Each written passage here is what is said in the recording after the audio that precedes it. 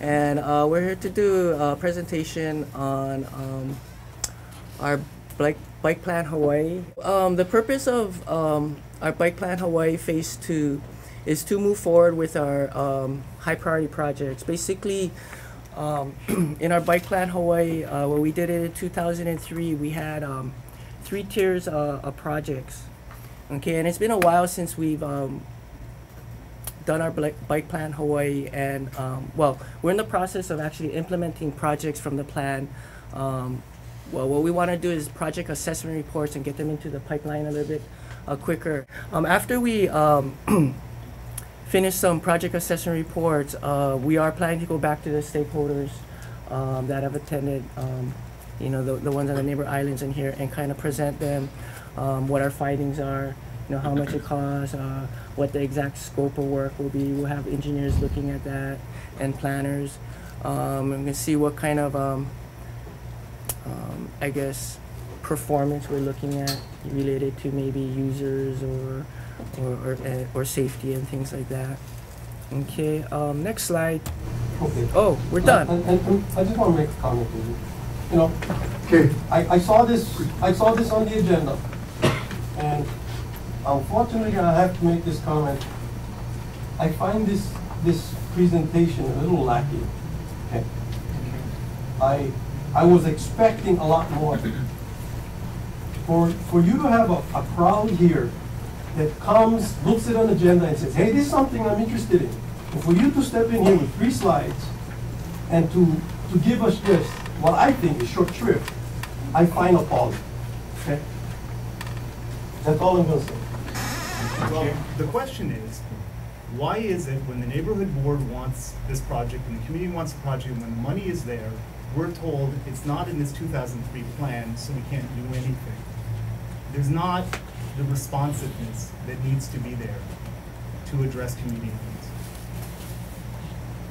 So, okay, you know when you put at the end of your question, when you're going to stop beating your wife, hard to answer that kind of question. Well, so no, if the you ask, question is, the money question, is there, the community will is there. Okay, so need why is isn't it there, done? Why isn't it being okay, done? that's a good question. Okay, why isn't it done? Why won't you do it? Well, I'm not familiar with that appropriation, so. You know, again, Director Morioka was our representative. I talked at great length. He said, it's not in the plan, no can. Okay. Well, we you know, I can go look into that. This effort is for projects that haven't been budgeted. Oh, Mary Crothrow, AARP. I'm really interested in the fact that this plan is 7 years old, and yet what I'm hearing is that there have been really no changes, that the plan is just as valid 7 years later as it was in 2003, and that new priorities have absolutely no way of piercing that planning process. Is that what I'm hearing? That's what it sounds like. No. There's been dozens of projects that have been completed from the plan already. Okay. And what we're doing is we're moving forward with an additional reprioritization, looking at the projects that haven't been completed, and we're going to develop project assessment reports to help these projects get into the project development process quicker. From 1999, all the funding was there for the Leeward Bikeway. The EIS said, done, October 2003, both phases. And over time, since that 03, whatever, that it should have been completed, it's been delayed with the excuse that there weren't enough right-of-way personnel in the right-of-way branch. In 05, the legislature gave... Okay, you know what, Tom? Question. No, you know what? I'm going to cut you off. And the reason why I'm going to cut you off is we already know that he's not in charge of that branch. He's in charge of... If you want to ask him about when in 2005 did they go out to the community to get their input, then fine. But I think we can get that information to talk to Ms. Mori and get that information for next time, or Representative Pine can ask that. That question is not in the area. Implementation is not his kuleana. Implementation, funding, whatever it is, releasing the funds or whatever it is not in his area. Prioritizing is not in his area at the level of what projects are going to go. Okay, so your question can be asked to Ms. Mori, and maybe you might have Representative Pine write a letter. You might get a faster response than next. Wait a second. This is a lobbyist telling a representative's office that he can't ask questions. You know what? This isn't right. I let him speak I let him speak because I thought he was representing a member of the CAC. If you read the bylaws, but you're a lobbyist. You're a lobbyist too. You're out of order. Okay. Sure. So the questions first. People who get to ask questions are members of the CAC. So you see, we have members of the CAC here willing to ask relevant questions. My friend. Chairman. Okay. Well, I'm going. Yeah, you can, but we're going around this way. I just want to be on Greg Knutson, Waikato Neighborhood Board.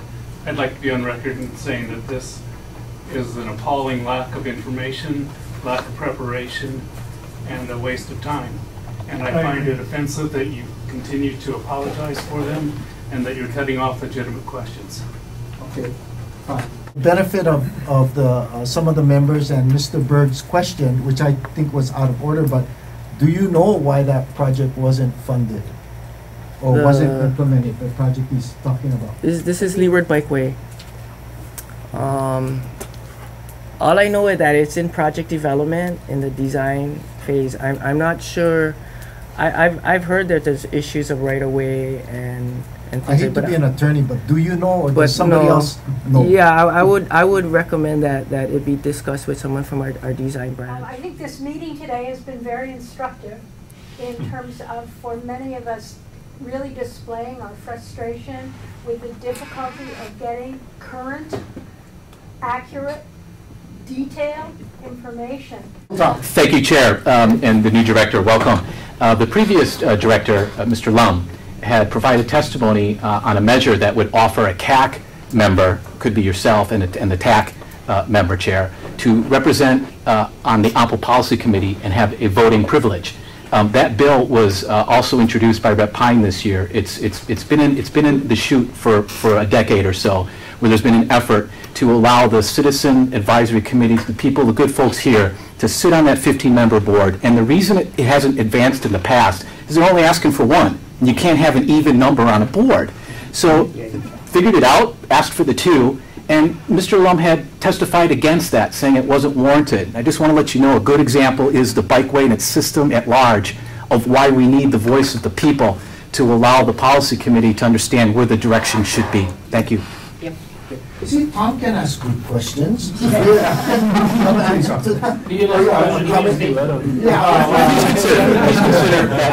you look into? Please, would you please look into it, expanding the policy committee of 15 members to be inclusive of 2 citizens from the CAC and TAC committees to sit as a voting member? Thank you. That was a good question. I certainly will.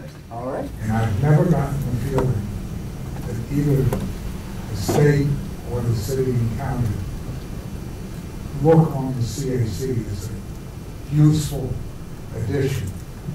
I get much more the feeling that we're something to put up with.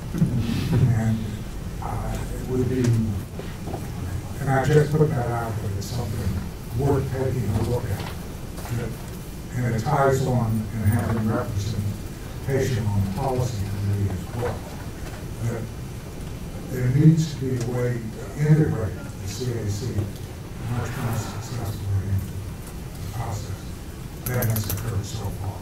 Other business. Thank you, David.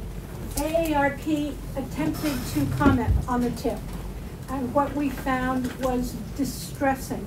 There were not enough details included in the tip. Even if you went to websites and wandered all over, you could never answer your own questions. We found a number of places that the format just doesn't work.